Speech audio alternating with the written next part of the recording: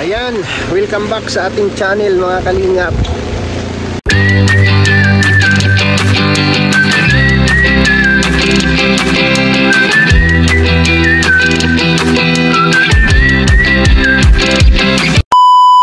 Kumusta po ang lahat? Kumusta po kayong lahat mga kalingap, no? Sa kasagsagan ng bagyo ngayong araw, ngayong umaga po ay malakas pa rin ang ihip ng hangin. Yan, nananalanta pa rin si Bagyong Christine dito po sa Camarines Norte mga kalingap. So pakita ko lang sa inyo yung sinira ni Christine dito sa ating area, no? Yan. Ayan oh, grabe, ubos ang aking saging, kawawa naman. Ang tubig po dito, no, pasalamat na lang po kami at wala pong baha dito sa amin kasi yung tubig po dito ay diretso po doon sa baba, no, ilog po yung baba na yan at yung mga saging po ay ubos po. Yan,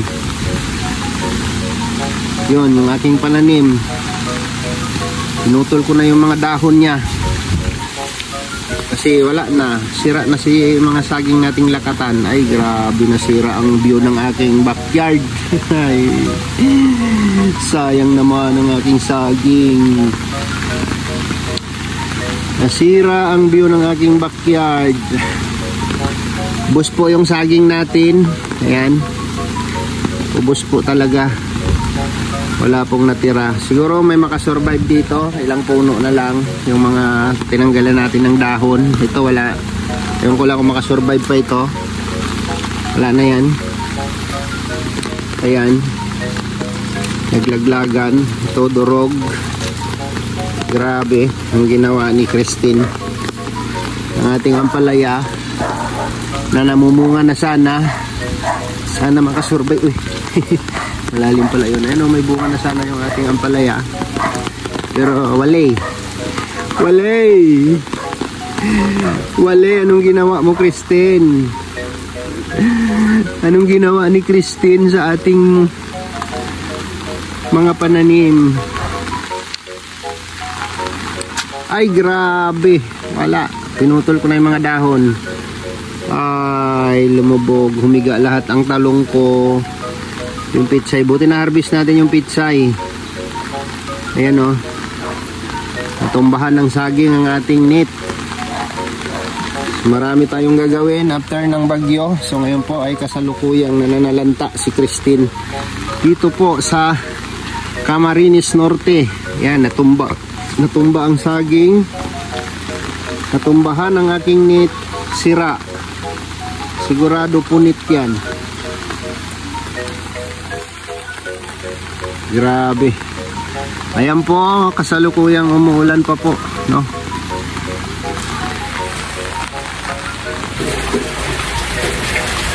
Ay grabe.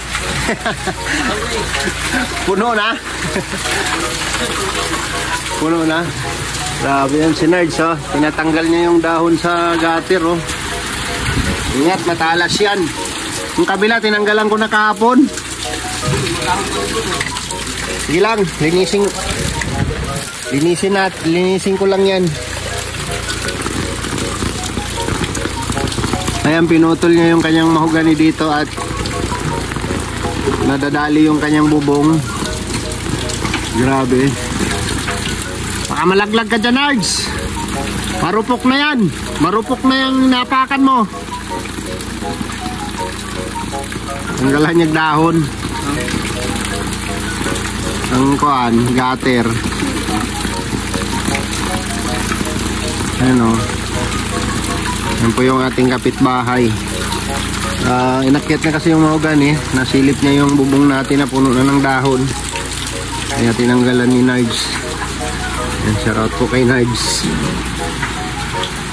Sira. Thank you, Nards, thank you. Ay, yung kurinti mo pala doon, kulang sa tukod yun. Ay, nano ko lang yon kasi matutumba na yung saging ay. Wawa naman yung mga saging. Ubos.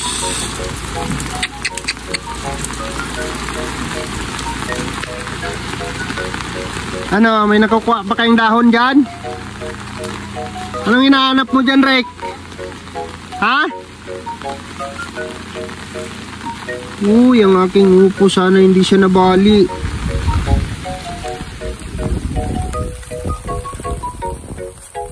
Anong hinahanap mo?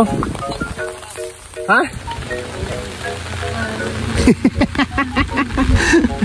Grabe oh. Sira ang aking garden. Uy, sana hindi naputol yung aking upo. Maakyat na sana oh. Ay, sayang naman ang aking mga bananas. Yan yung ating lakatan. Ubos. Sinira ni Christine.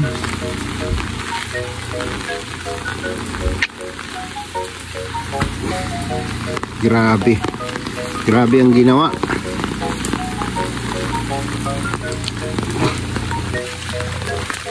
Musta kaya sila pastor dito? Yung mga pananim ng kambal dito.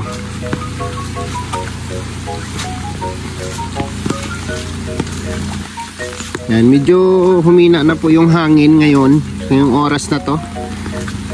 Oras po natin ay mag-aalas 9 po ng umaga.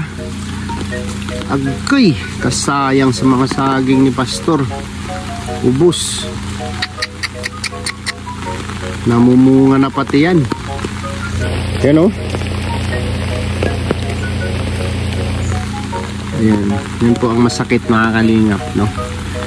Masakit na pangyayari at pinaghirapan yung tanim. Tapos sisirain lang ng ganun-ganun kadali. Ito po yung tanim ng mga ano dito, ng kambal. Grabe.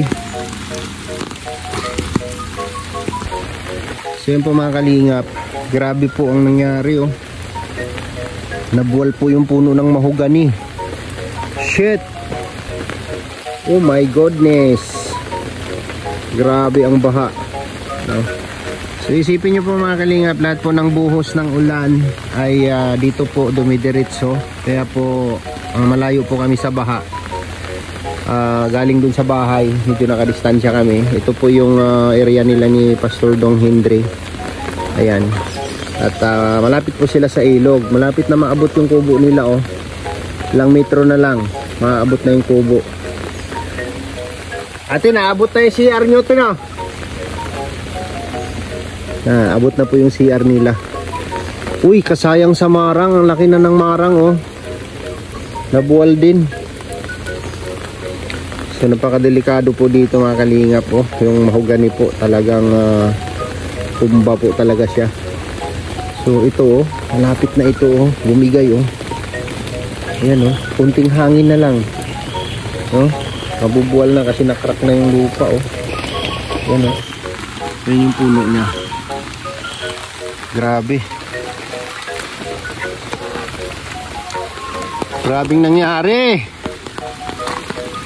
Sus, namumunga na yung mga saging ate. Agoy.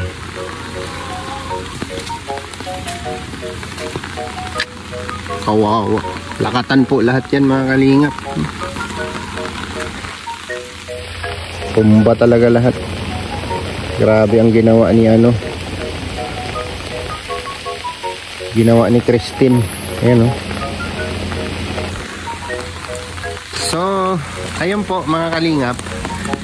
Ang bahay ko po ay nandoon. Nandoon. Tapos, kapitbahay ko dyan. Wala pang nakatira dyan. At galing doon sa bahay ko, ito po yung tubig. Papunta doon. Pababa doon kila pastor. Ayan. Pababa doon kila pastor. Diretso doon sa ilog. No? Nakita nyo na po yung ilog. Kung ano po ang nangyari. Grabe. So ayan po yung iiwan ni Christine na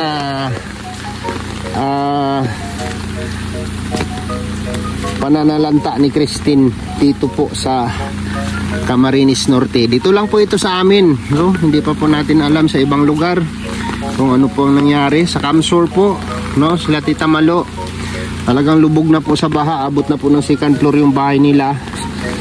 So ingat po kayo, Tita Malo. Sana ligtas po kayong lahat, no? Importante, buhay natin ang maliligtas, no? Yung mga ano natin na masalanta ay dadaan lang po yan sa atin. Importante ligtas yung buhay nating lahat, no? Sa lahat po ng mga apektado, lalo na sa Sorsogon, sa pamilya po nila Regan, Alpi, Ibi, at sa lahat po ng mga taga Sorsogon. Praying for safe po para sa lahat, no? Safety po para sa lahat. So kami naman ay okay naman dito. Ha? Grabe. Grabe ang nangyari. So sa atin naman ngayon ay okay naman tayo dito, no? So ayan, yun po muna ang update natin sa araw na ito, sa sitwasyon po, no, sa kasagsagan po ng bagyong Christine. Ay pinakita natin yung nasalanta po dito sa lugar natin, dito sa ating bahay, kapitbahay, no, kila pastor, lahat po, no? So maraming salamat po sa inyong lahat, sa inyong mga concern at suporta po sa amin. So thank you po sa inyo.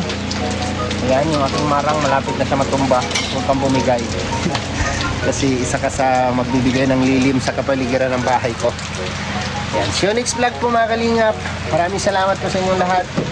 At ingat po tayong lahat, no? Ingat po tayong lahat. At pray po tayo sa safety po sa lahat po ng apektado ng bagyo. Bye bye po and God bless. See you next vlog po mga kalingap.